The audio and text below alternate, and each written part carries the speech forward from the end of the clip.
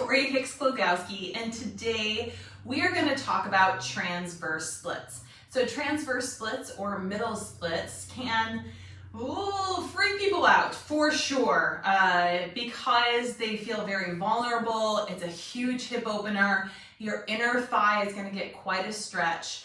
But the more that you work on your transverse splits, your mid splits, the better they're going to get. And the deeper you're going to be able to go. Why work on transverse splits? Well, the hip opening benefits, of course.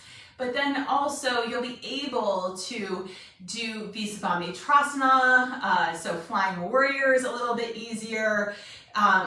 Your Vashisthasana, side plank where you're like lifting the leg up. There's so many times where T-splits, transverse splits, are going to facilitate you to go deeper and explore other postures, and that's what this space is all about. So let's get into the good work of T-splits. When you first come into a transverse split, it's not going to be as deep as if you work into it, right? So me just opening up my legs, I know on video, this looks like my legs are probably one on top of the other, they're right out of the hips. They're not, and I'm gonna show you the side view as well so that you really understand. Sometimes when you see things on video, it's not the truth, and so I want you to understand the truth of everything so that you don't feel like this isn't for you or intimidated about the process.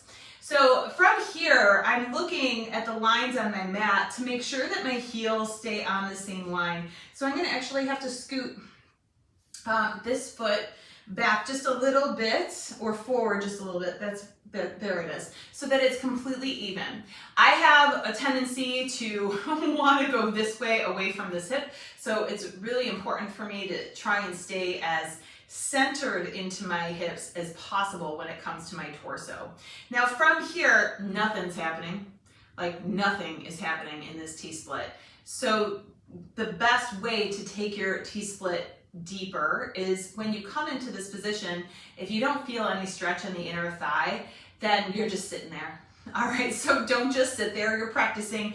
So you're gonna keep your heels where they are on the mat, and you're just gonna pick your hips up and walk them in a little bit, and pick your hips up and walk in a little bit, and pick your hips up and walk in a little bit. Now I'm starting to feel something.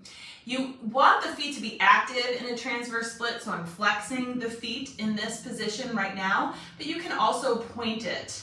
I'm totally fine with whichever one works for you, as long as the feet and the legs stay engaged and are not passive. They should be active in this stretch and helping you out. I'm sitting all the way up out of my hips as much as I can. Now to come into transverse splits, I'm going back to a flexed position because I'm going to take it deeper now.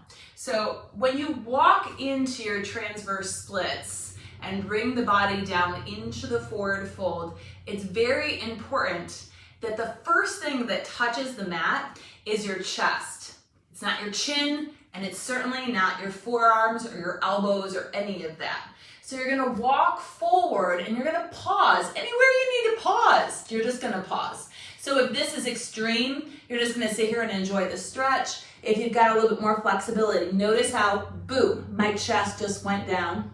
My chest just went down. Then I can allow the chin down. Then I'll let my arms down, and then I continue to walk forward. Once you're all the way down there, you can grab your big toes and pull them down to the floor and enjoy this hip opening that's happening.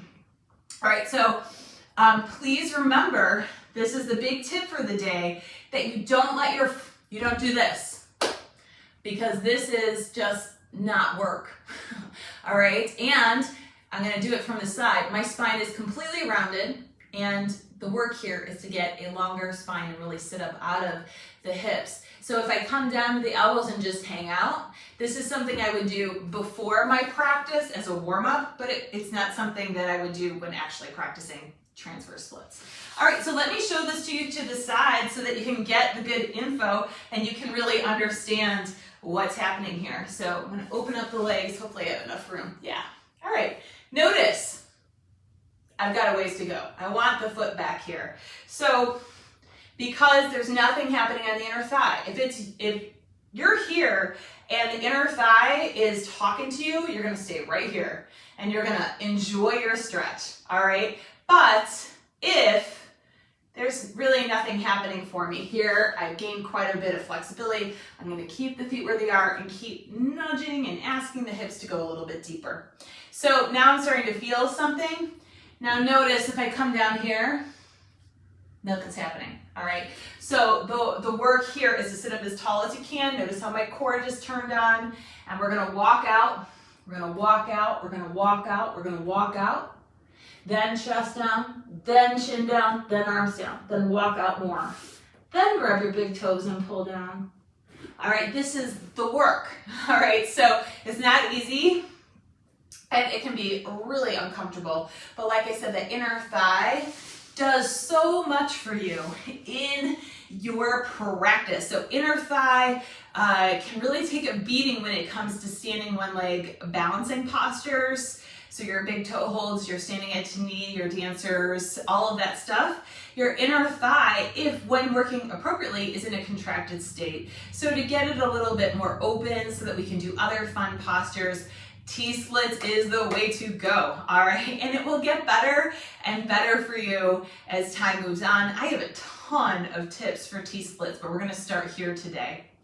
And if you are enjoying these weekly videos and my little tips that I give you for your practice, please hit subscribe so that we can stay connected. If this is really interesting and you don't mind, I'm going to talk a little bit about a freebie that I have where we can then connect a little bit more. So I have a freebie, a giveaway that's how to gain confidence in handstand in your 40s and beyond. So handstand work, I started it when I think I was like 38 is when I really started thinking about it, and honestly 40 was when I actually found myself in a handstand.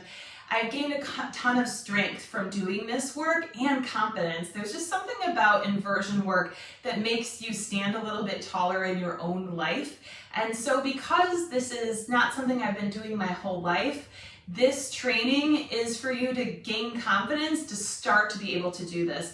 And I have all of these tips that are just for you if you're beginning, and maybe you've been doing handstand for a while, but you would like to review these tips or see if it's something new for you, then go to meetmeonyourmat.yoga/handstand, sign up and you'll get immediate access to this. And in this way, we're gonna be a little bit more connected here when it comes to our yoga practice, which is the best thing for me. I also have a free arm balancing workshop that's the fundamentals of arm balancing, and I would love for you to grab that as well.